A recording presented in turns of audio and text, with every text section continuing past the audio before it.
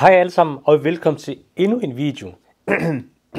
I denne video, der skal vi snakke om en essentiel ingrediens i asiatisk madlavning, og det er selvfølgelig fiskesauce. Jeg vil guide dig igennem den her smagsgiver, hvordan den bliver tilberedt, hvordan den fremstilles, og hvordan du bruger den, og til hvilke retter. Så lad os bare komme i gang. Fiskesauce, det er en væsentlig ingrediens, særligt i køkkener Vietnam, Thailand og Filippinerne. Den fremstilles via at fermentere ofte små fisk, ansjoser, som bliver lagt i lag over flere måneder. Resultatet, det bliver en dyb, kompleks smag, der giver den her umami-følelse. Hvordan bruger man egentlig fiskesauce i sin madlavning? Som sagt, så er fiskesauce utrolig alsidig, og du kan bruge dem til rigtig mange forskellige typer retter. Men lad mig lige præsentere 3 af de mest essentielle retter, hvor vi bruger fiskesauce. Den første ret, pad thai. Det er måske en af de mest kendte thailandske retter. For at lave en autentisk pad thai, starter du med at stege rejer eller kylling sammen med nudler, æg og grøntsager som bønnespirer og gulerødder. Fiskesauce er en af de vigtigste ingredienser i sovsen, som også indeholder tamarinpasta og sukker. Fiskesaucen giver altså den her dybde til smagen og balancerer sødmen og syren fra de andre ingredienser. Og den næste ret er klar. Kylling i gul karry. Denne ret er fyldt med smag og har en dejlig cremet konsistens. Start med at stege kyllingstykker lidt i olie, tilsæt derefter en gul karrypasta, som du kan købe eller lave selv. Når karrypasten har stegt lidt, tilsætter du kokosmælk, gulerødder og fiskesauce, spiller her en afgørende rolle i at give retten den her umami-smag, der løfter retten til et nyt niveau. Sidst men ikke mindst, pad krapao. Pad krapao er en anden klassisk thailandsk ret, der er hurtigt at lave og fyldt af smag. Denne ret består af hakket kød, ofte svinekød eller kylling, der steges med hvidløg, chili og masser af hellig basilikum.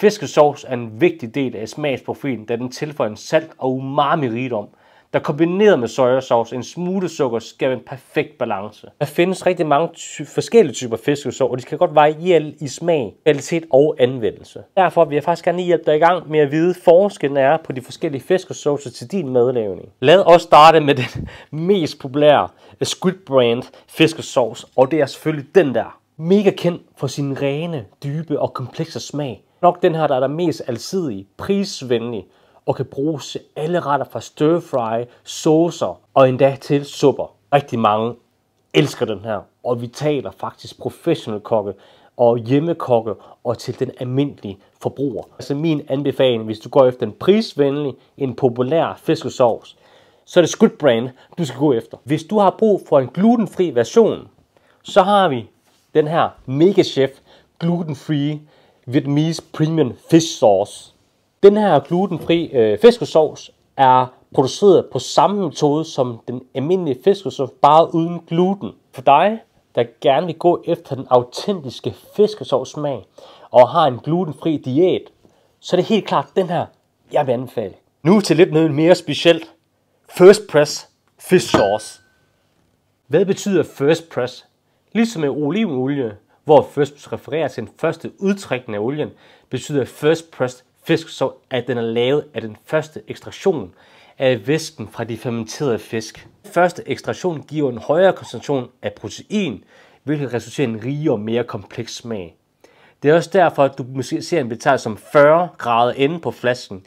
Dette angiver en højere koncentration i nitrogen som et mål for proteinindhold. First press fiskesauce betyder også, den er mere koncentreret, er derfor mere intens i smagen. Derfor behøver du kun en lille mængde for at opnå samme smag, sammenlignet med en ganske almindelig fiskesauce. Og hvis du ønsker en mere subtil, en fiskesauce af lidt højere kvalitet, men også lidt dyrere i pris, så det er helt klart den her Red Boat Fish Sauce, som jeg vil anbefale. Hvordan vælger man så den rigtige fiskesauce til en selv? Når du vælger den rigtige fiskesauce til dig, så er der lige et par ting, du skal være opmærksom på. Oftest for en god fiskesauce, så ender det i hold kun fisk og salt. Mærket og oprindelse har selvfølgelig også en betydning. Så hos Bendasia, der har vi altså et kæmpe udvalg af fiskesauce, som helt sikkert vil passe netop til din smags præference og til dine opskrifter. Mit opbevaringstips i forhold til holdbarhed, det er, at den skal stå i et tørt, mørkt sted. Når du har haft en fiskesauce åben, så kan du putte den i køleskabet, og der kan den holde i rigtig lang tid. Jeg tror simpelthen ikke, man kan være i tvivl om, især hos mig, med vietnamesiske rødder, så er fiskesauce en utrolig vigtig